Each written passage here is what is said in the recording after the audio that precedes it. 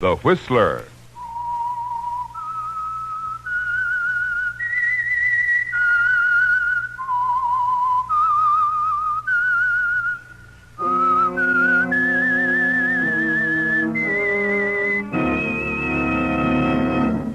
I am the Whistler, and I know many things, for I walk by night. I know many strange tales hidden in the hearts of men and women who have stepped into the shadows.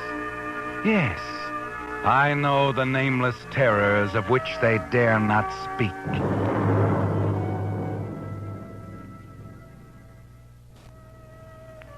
And now, the Whistler's strange story.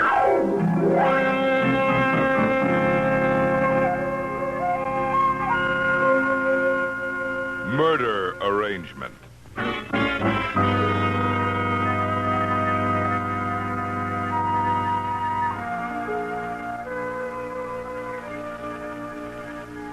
The darkness of the deserted road was exaggerated by the shroud of trees lining either side. Larry Sims, bending over, trying to fix the tire on his car, felt very much alone, and he worked clumsily, impatiently. He straightened up at the sound of another car approaching very fast. Suddenly, the other car swerved in toward him. He leaped back just in time. It almost struck him down as its fender scraped his. Larry sprang forward again as the speeding vehicle rushed on. He tried to catch a glimpse of the driver, the number on the license plates. But the car, its lights off, was quickly swallowed up in the night. And all that Larry knew for certain was that someone had followed him, deliberately tried to kill him.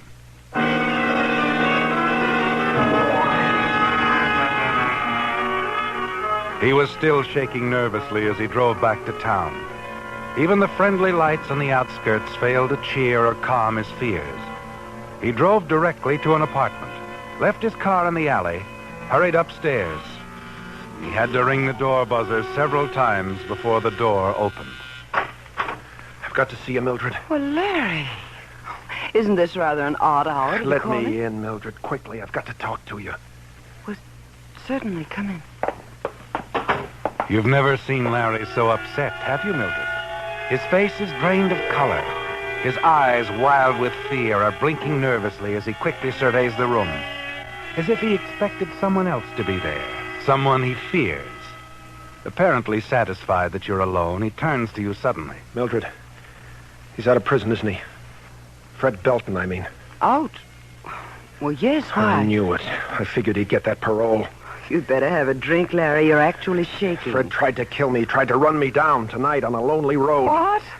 Oh, you do need a drink. I'll fix it. Sit down. I was trying to fix a tire. He came at me out of the darkness, driving fast. You've been listening to too many mystery programs, darling. There are much neater ways to kill people now. Neater and cleaner. Here's your drink. Mildred, you've got to believe me. Have you seen Fred? Talk to him? Yes. As a matter of fact, I drove up to state prison this morning and met him, going back to the city. And you didn't call me? Mildred, you know I've been worried about him, trying to avoid him. Well, Larry, I do believe you're afraid of Fred. It's putting it mildly. Mildred, what am I going to do? You know he thinks I framed him, double-crossed him. Did he mention anything? Ask about me? No. Mildred, you're keeping something from me. He's made you promise not to warn me. He just wants to walk in on me. Larry, your drink is getting warm. And so are you. Look, if you're so concerned about Fred, why not hide out for a few days? I've got to do something. I can't just sit around and wait to run into him. Guilty conscience, Larry? Mildred, you know I didn't have anything to do with framing Fred. I wasn't even around when Fred got picked up. I was at the cabin, at the Crest Line. Well, then, you've got nothing to worry about. Mildred, please, help me think of some place to hide. Well, if you're that worried, I suppose he has had too much time on his hands in prison. I mean, too much time to think. Say, I know, Larry. What? Joan's apartment. She's out of town for a week. She left her key with me. Fred doesn't even know Joan. Wonderful. I'll go there right now, tonight. You can get in touch with me when you know something, huh? Well, you know best. I'll get you the key. If you hear anything, that is, if I'm wrong about Fred, you'll let me know. You know I will. I'll talk to him tomorrow. Aren't you going to kiss me goodnight? You bet I am. You're okay, Mildred. You understand. I had to have somebody to talk to tonight. A thing like this. It's all right. And maybe you're right. At least you'll feel safer at Jones. And Larry, the next drink I fix for you, Yeah? you'll be able to stay and finish it. Good night, Larry.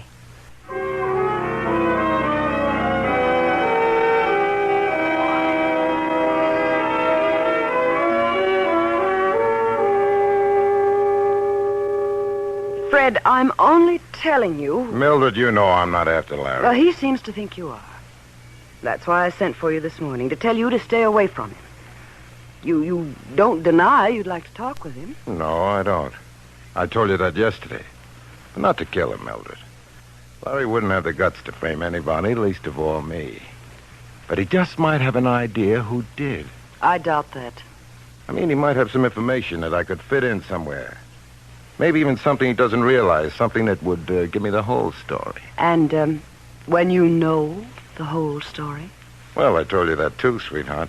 But I'll elaborate. Now, there's 3 things I want out of life now. 1, there's a chance for a decent break. 2, the guy that sent me up. And 3? You, Mildred.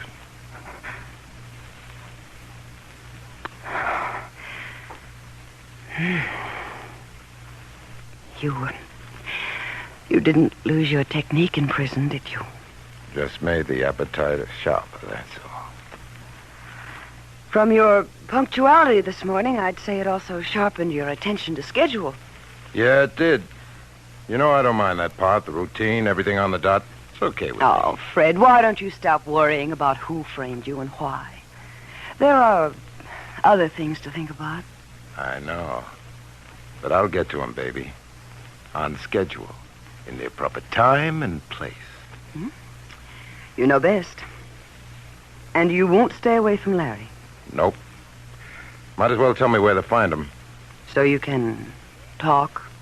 That's all, I promise. He's not the guy I'm after. I'm sorry, Fred. I think too much of you to let you get into trouble. When you're on parole, you've got to watch your step. Okay, but I'll find him myself. You do believe it, though, don't you? I had nothing to do with trying to run him down in the car last night. I'll try to believe it. I want to. Because, well, you know. Sure, I know. Come here a minute.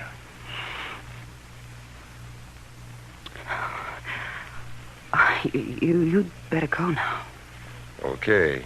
Like you said, parolees have to watch their behavior, huh? Something like that. See you soon? Of course. Good night, Fred.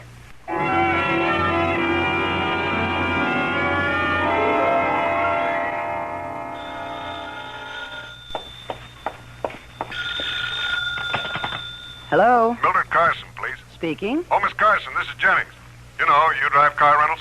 Yes? Hey, about that car you rented from us last night. What about it? Well, the right fender was badly scraped. You know, you should have reported that to me. You see, there's a charge for anything like that. Oh, yes, of course. Well, just send me the bill. Oh, well, how'd it happen, Miss Carson? I really don't know. It must have been while it was parked somewhere. I really didn't have anything to do with it. Well, it's okay to send the bill to you then, huh? That's right. I'll be glad to settle it. It will be a pleasure. Good night, Mr. Jennings.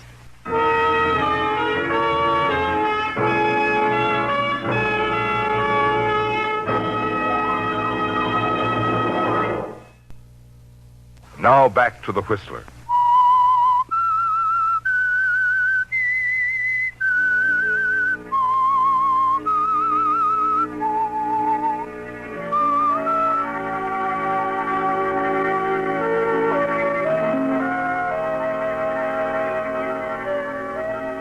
Well, Mildred, you missed out, didn't you? In your desperate attempt to run Larry Sims down in that rented automobile. The only fortunate thing about it is that he didn't catch a glimpse of you driving when he leaped back just in time. But you still have Fred Belton to deal with. Stubborn, orderly-minded Fred, who won't rest until he talks to Larry. Tries to learn from him who was responsible for his arrest a few years ago.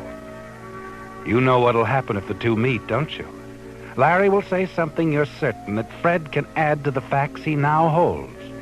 It will add up to one terrible thing, won't it? That it was you, Fred's supposed sweetheart, who tipped off the police and brought about his arrest. You must keep Larry out of sight, Mildred. Keep Fred from locating him, talking to him. But it can't go on indefinitely. So there's something else you must do. Yes, you've got to try again. And next time, you know you can't afford to miss.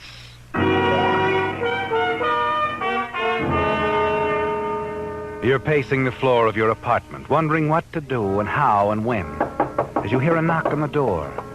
Nervously open it, and sigh with relief as you realize it's Macaulay, the parole officer assigned to check on Fred Belton. Oh, Lieutenant Macaulay, come in. Well, thanks, Miss Carson. I haven't time. Just a word right here, if you don't mind. A word about Fred Belton. Yes, what about it? He isn't in trouble. No, not yet. I'd like to keep it that way as much as you would.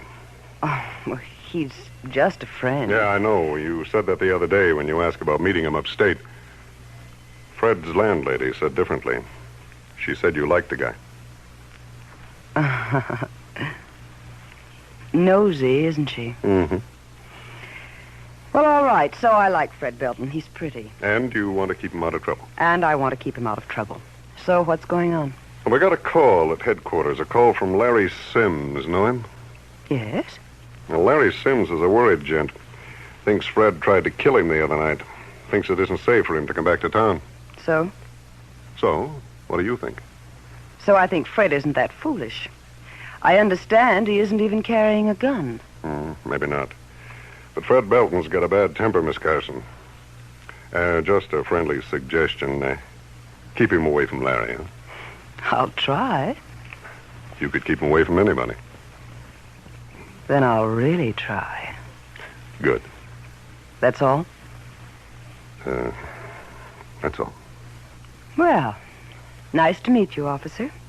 A cop who's really interested in giving a guy a break. There's a lot of us like that. You know that. Well, maybe I do. All right. And thanks, anyway. For Fred.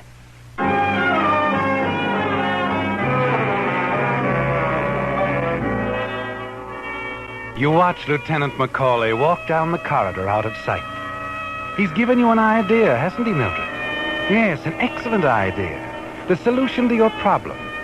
Because if Larry Sims turns up dead soon, the first suspect will be Fred Belton. But you'll need one thing, won't you, Mildred? Proof.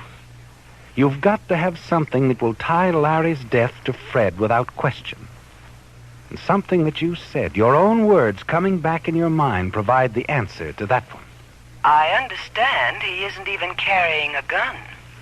That will do it, won't it, Mildred? He isn't supposed to be carrying a gun. No, but you're sure you can arrange that. Just as you're sure you can arrange Larry Sims' murder. You determined to start the arranging at once. The first step, an evening visit to Fred Belton's landlady. Yes, what is it? Oh, Miss Carson. Good evening, Mrs. Elkins. Do come in, my dear. Well, I only stopped by for a minute.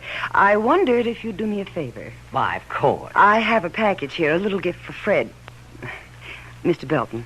I was wondering if you'd let me into his apartment. I'd like to leave it there. It's sort of a surprise. Of course, of course. I'll give you my keys. Oh, well, I'd rather you came with me. You see, well, there's something I want to talk with you about. Oh? Well, all right, Miss Carson. Be with you in a minute. Has it been a lovely day? Yes, quite lovely. Dear me, now, where did I put my key ring? Oh, here it is. Come along, my dear. How is your husband, Mrs. Elkins? Oh, same as usual. Oh, really, now, I must speak to him again about this elevator door. Stick something terrible. There we are. Now, come along, Miss Carson. There was something you wanted to talk to me about? Yes, it's about Fred Belton. Nicest tenant I've had in the building ever, believe me. He was here for years, long before he... well, you know. Yes. He's changed a bit, of course. It does that to a man, I suppose. All those years behind bars. But still and all, here we are. Mrs. Elkins, just a minute before you open the door. I had a visitor yesterday, Fred's parole officer. Tall, well-built man, sandy hair? Mm-hmm.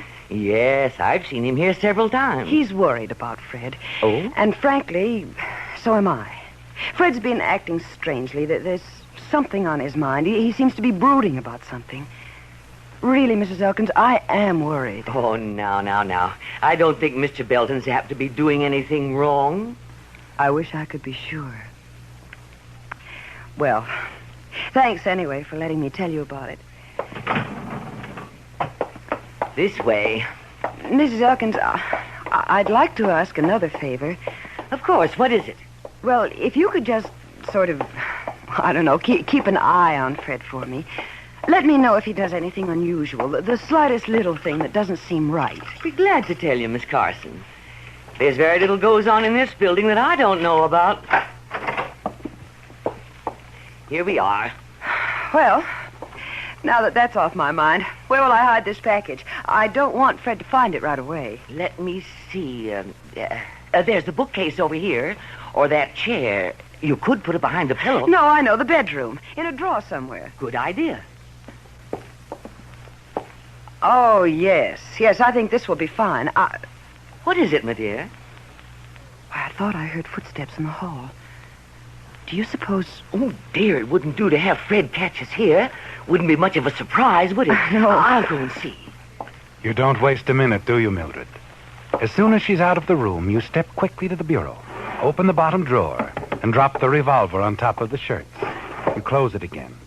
And you're standing by the window, looking out, when Mrs. Elkins returns. Not a soul there, my dear. Oh, well, thank goodness. For a moment, I was certain Fred had caught us red-handed. Well, now, let me see. The bureau seems like a good place to hide the package. Where does Fred keep his shirts, do you know? Bottom drawer, I think. Yes, here they are. Oh, dear. What's wrong, Mrs. Elkins? Look at this. A gun. What's Fred doing with a gun? Dear. Oh, I don't like this. I don't like it at all. The idea of Fred with a gun. Oh, Mrs. Elkins, you mustn't say anything to anyone. I'll talk to Fred myself right away. He's got to get rid of this gun. You're quite right. It'll only lead to trouble for him, and we certainly don't want that to happen. Maybe you could take it with you. No, I'm afraid that would make him angry. We'd better leave it just where it is. But the next time I see him, I'll talk to him about it. I'll tell him to dispose of it. I guess that is best. I'm sure it is. I wonder where he is right now. I've no idea. He went out late this afternoon. Oh, then he's probably downtown. Mrs. Elkins, is there a pencil and paper handy? I'd like to leave him a note. Of course, my dear. There's some over there on Fred's desk. I'll have to run now. Help yourself. And don't forget to lock up when you leave. No, I won't.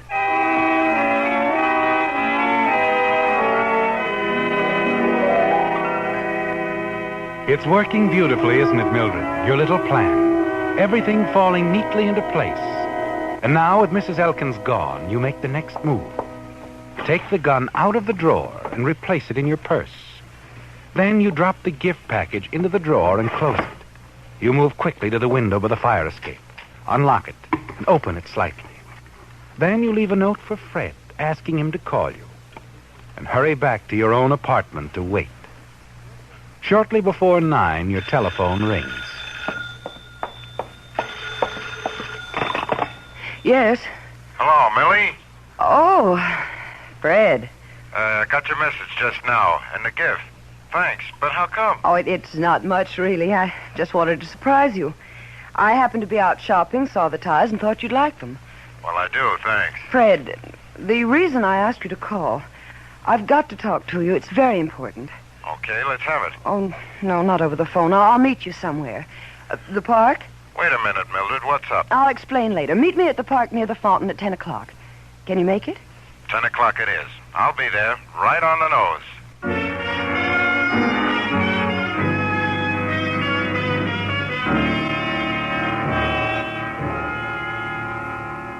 You can be certain of that, can't you, Mildred?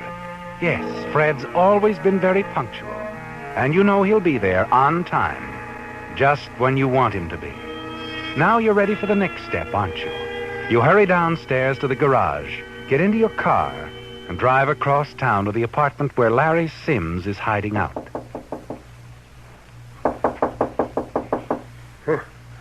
Who is it? It's Mildred, Larry. Let me in.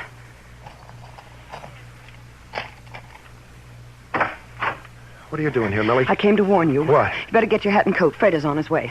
Fred, come here? But how did you find out? I don't know how he found out, but that's not important now. You've got to get out of here. And fast.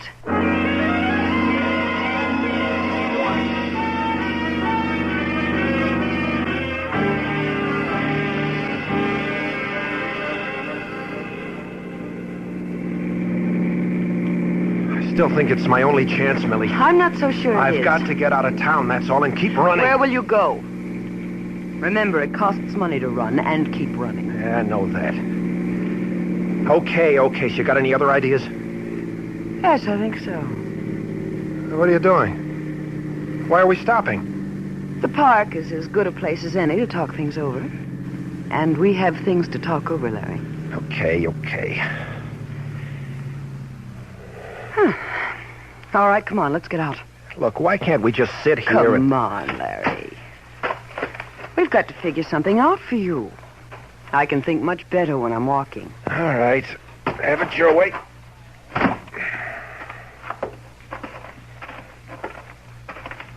You know, darling, I really don't have to get mixed up in this.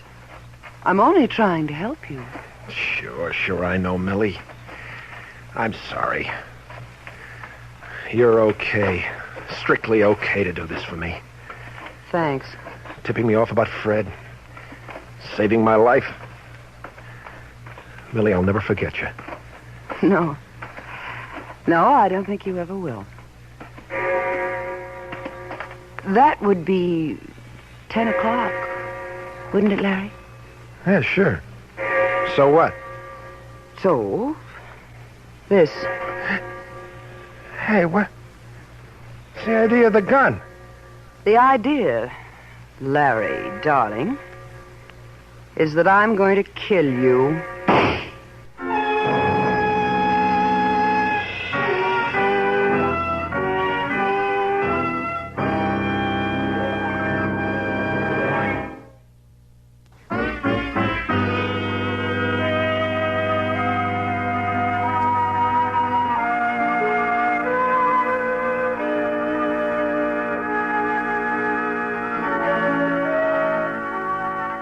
Well, Mildred, it went perfectly, didn't it?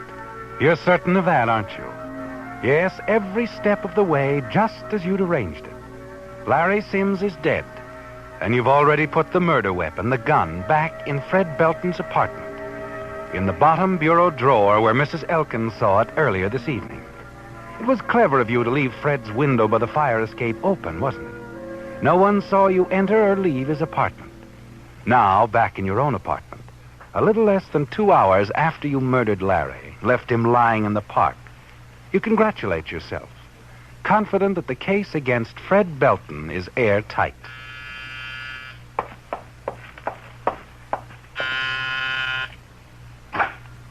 Standing there in the open doorway is the lieutenant from police headquarters, Fred Belton's parole officer. Good evening, Miss Carson. Well, hello. May I come in? Please do. Still worried about Fred? He's been taken into custody. What's that?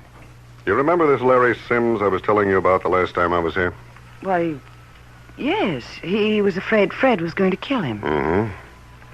Sims is dead, Miss Carson. His body was found in the park an hour ago. Oh, no. No, you don't mean that Fred... He denies killing Sims, but we found the murder weapon, a .38, in Fred Belton's apartment. I see. You had a date with Fred Belton tonight, didn't you? Well, He says you did. Yes, we had a date tonight. Miss Carson, I've heard Fred Belton's version of what happened tonight. Suppose now you tell me yours. But well, all right. I guess I may as well tell you everything. I had nothing to do with the killing. Fred called me and asked me to meet him at the park, and I did. I didn't know what Fred was going to do. Then when Larry Sims showed up, there was an argument. Go on, Miss Carson.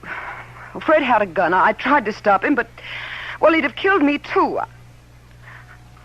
I had to stand by helplessly and watch him kill Larry. You know, Miss Carson, you've just about talked yourself into the gas chamber. What? You see, Fred Belton's landlady, Mrs. Elkins, was worried about him. She thought it her duty to tell us that Belton had a gun. Fred's on parole, you know, and a parolee isn't allowed to have a gun in his possession. Mrs. Elkins told you this? Yes. She phoned us early this evening. Fred Belton never did get out to the park to keep that date with you, Miss Carson. We had him in custody an hour before the murder. He's been with us at headquarters all evening.